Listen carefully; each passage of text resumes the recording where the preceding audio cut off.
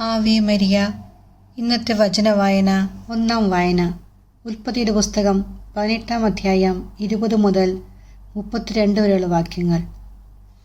കർത്താവ് പറഞ്ഞു, സോദോമിനും ഗൊമോറയ്ക്കുമെതിരെയുള്ള മുറവിളി വളരെ വലുതാണ്. അവരുടെ പാപം ഗുരുതരവുമാണ്. അതിനാൽ അവരുടെ പ്രവൃത്തികൾ എൻ്റെ സന്നിധിയിലെത്തിയിട്ടുള്ള വിലാപങ്ങളെ സാധൂകരിക്കുന്നോ ഇല്ലയോ എന്നറിയാൻ ഞാൻ അവിടം വരെ പോകുകയാണ്. അവർ അവിടെ നിന്ന് സോദോമിന് നേരെ നടന്നു. അബ്രഹാം അപ്പോഴും കർത്താൻ്റെ മുമ്പിൽ തന്നെ നിന്നു. അബ്രഹാം അവിടുത്തെ സമീപിച്ച് ചോദിച്ചു, ദുഷ്ടരോടൊപ്പം നീതിമാന്മാരെയും അങ്ങ് നശിപ്പിക്കുമോ? നഗരത്തിൽ 50 നീതിമാന്മാരുണ്ടെങ്കിൽ അങ്ങ് അതിനെ നശിപ്പിച്ചു കളയുമോ? അവരെ പ്രതി ആ സ്ഥലത്തെ ശിക്ഷയിൽ നിന്ന് ഒഴിവാക്കില്ലേ? ദുഷ്ടന്മാരോടൊപ്പം നീതിമാന്മാരെയും സംഹരിക്കുക, അത് അങ്ങിൽ നിന്ന് ഉണ്ടാകാതിരിക്കട്ടെ. ദുഷ്ടന്മാരുടെ ഗതി തന്നെ നീതിമാന്മാർക്കും സംഭവിക്കാതിരിക്കട്ടെ. ഭൂമി മുഴുവൻ്റെയും വിധികർത്താവ് നീതി പ്രവർത്തിക്കാതിരിക്കുമോ? കർത്താവ് അരുളിച്ചെയ്തു, സോദോം നഗരത്തിൽ 50 നീതിമാന്മാരെ ഞാൻ കണ്ടെത്തുന്ന പക്ഷം അവരെ പ്രതി ഞാൻ ആ സ്ഥലത്തോട് മുഴുവൻ ക്ഷമിക്കും. അബ്രഹാം വീണ്ടും പറഞ്ഞു, പൊടിയും ചാരവുമായ ഞാൻ കർത്താവിനോട് സംസാരിക്കാൻ തുനിഞ്ഞല്ലോ. നീതിമാന്മാർ 50-ന് 5 കുറവാണെന്ന് വന്നാലോ? 5 പേർ കുറഞ്ഞാൽ നഗരത്തെ മുഴുവൻ അങ്ങ് നശിപ്പിക്കുമോ? അവിടുന്ന് പറഞ്ഞു, 45 പേരെ കണ്ടെത്തിയാൽ ഞാൻ അതിനെ നശിപ്പിക്കുകയില്ല. അവൻ വീണ്ടും ചോദിച്ചു, 40 പേരെ ഉള്ളുവെങ്കിലോ? അവിടുന്ന് പ്രതിവചിച്ചു, ആ 40 പേരെ പ്രതി നഗരം ഞാൻ നശിപ്പിക്കുകയില്ല. അവൻ പറഞ്ഞു, ഞാൻ വീണ്ടും സംസാരിക്കുന്നത് കൊണ്ട് കർത്താവ് കോപിക്കരുതേ. ഒരു പക്ഷേ 30 പേരെ ഉള്ളുവെങ്കിലോ? അവിടുന്ന് അരുളിച്ചെയ്തു, 30 പേരെ കണ്ടെത്തുന്നെങ്കിൽ ഞാനത് നശിപ്പിക്കുകയില്ല. അവൻ പറഞ്ഞു, കർത്താവിനോട് സംസാരിക്കാൻ ഞാൻ തുനിഞ്ഞല്ലോ. 20 പേരെ ഉള്ളുവെങ്കിലോ? അവിടുന്ന് അരുളിച്ചെയ്തു, 20 പേരെ പ്രതി ഞാനത് നശിപ്പിക്കുകയില്ല. അവൻ പറഞ്ഞു, കർത്താവെ, കോപിക്കരുതേ. ഒരു തവണ കൂടി മാത്രം ഞാൻ സംസാരിക്കട്ടെ. 10 പേരെ അവിടെ ഉള്ളുവെങ്കിലോ? അവിടുന്ന് അരുളിച്ചെയ്തു, ആ 10 പേരെ പ്രതി ഞാനത് നശിപ്പിക്കുകയില്ല. സങ്കീർത്തന വായന. 138-ാം സങ്കീർത്തനം 1 മുതൽ 3 വരെയും 6 മുതൽ 8 വരെയുള്ള വാക്യങ്ങൾ. കർത്താവെ, ഞാൻ പൂർണ്ണ ഹൃദയത്തോടെ അങ്ങേക്ക് നന്ദി പറയുന്നു. ദേവന്മാരുടെ മുമ്പിൽ ഞാൻ അങ്ങേ പാടിപ്പുകഴ്ത്തും. ഞാൻ അങ്ങയുടെ വിശുദ്ധ മന്ദിരത്തിനു നേരെ ശിരസ് നമിക്കുന്നു. അങ്ങയുടെ കാരുണ്യത്തെയും വിശ്വസ്തതയും പുറത്ത് അങ്ങേക്ക് നന്ദി പറയുന്നു. അങ്ങയുടെ നാമവും വാഗ്ദാനവും അത്യുന്നതമാണ്. കർത്താവെ, പൂർണ്ണ ഹൃദയത്തോടെ അങ്ങേക്ക് ഞാൻ നന്ദി പറയുന്നു. ദേവന്മാരുടെ മുമ്പിൽ ഞാൻ അങ്ങയെ പാടിപ്പുകഴ്ത്തും. ഞാൻ വിളിച്ചപേക്ഷിച്ച നാളിൽ അവിടുന്ന് എനിക്ക് ഉത്തരമരുളി. അവിടുന്ന് എൻ്റെ ആത്മാവിൽ ധൈര്യം പകർന്ന് എന്നെ ശക്തിപ്പെടുത്തി. കർത്താവെ, ഞാൻ പൂർണ്ണ ഹൃദയത്തോടെ അങ്ങേക്ക് നന്ദി പറയുന്നു. ദേവന്മാരുടെ മുമ്പിൽ ഞാൻ അങ്ങയെ പാടിപ്പുകഴ്ത്തും.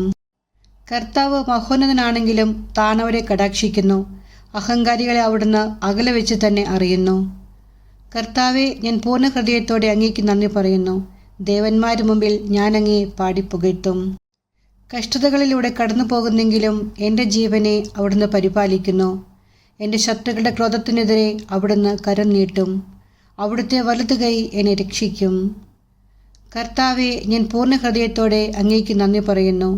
ദേവന്മാരുടെ മുമ്പിൽ ഞാൻ അങ്ങയെ പാടിപ്പുകഴ്ത്തും.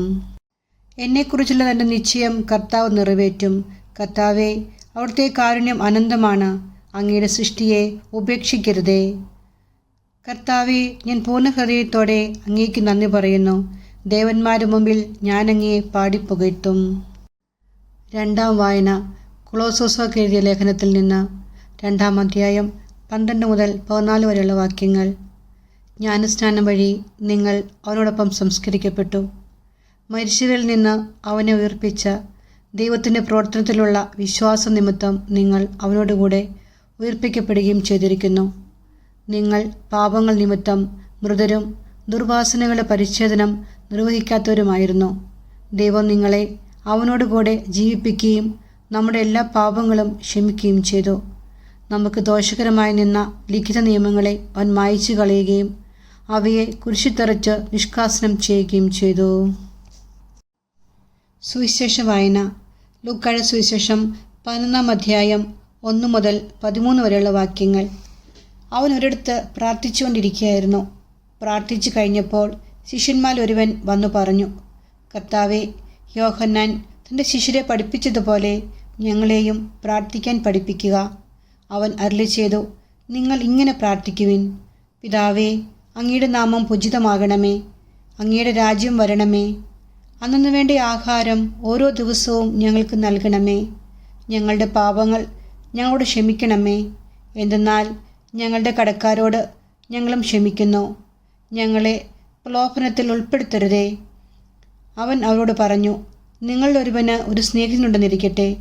അർദ്ധരാത്രി അവൻ്റെ അടുത്ത് ചെന്ന് അവൻ പറയുന്നു, സ്നേഹിത, എനിക്ക് 3 അപ്പം വായ്പ തരിക. ഒരു സ്നേഹിതൻ യാത്രാമധ്യേ എൻ്റെ അടുക്കൽ വന്നിരിക്കുന്നു. അവന് കൊടുക്കാൻ എനിക്കൊന്നുമില്ല. അപ്പോൾ അവൻ്റെ സ്നേഹിതൻ അകത്തുനിന്ന് മറുപടി പറയുന്നു, എന്നെ ഉപദ്രവിക്കരുത്. കതകടച്ചു കഴിഞ്ഞു. എൻ്റെ കുഞ്ഞുങ്ങളും എൻ്റെ കൂടെ കിടക്കയിലാണ്. എഴുന്നേറ്റ് നിനക്കൊന്നും തരാൻ സാധിക്കില്ല. ഞാൻ നിങ്ങളോട് പറയുന്നു, അവൻ സ്നേഹിതനാണ് എന്നതിൻ്റെ പേരിൽ അവന് ഒന്നും കൊടുക്കിയില്ലെങ്കിൽ തന്നെ നിർബന്ധ നിമിത്തം എഴുന്നേറ്റ് അവന് വേണ്ടത് നൽകും.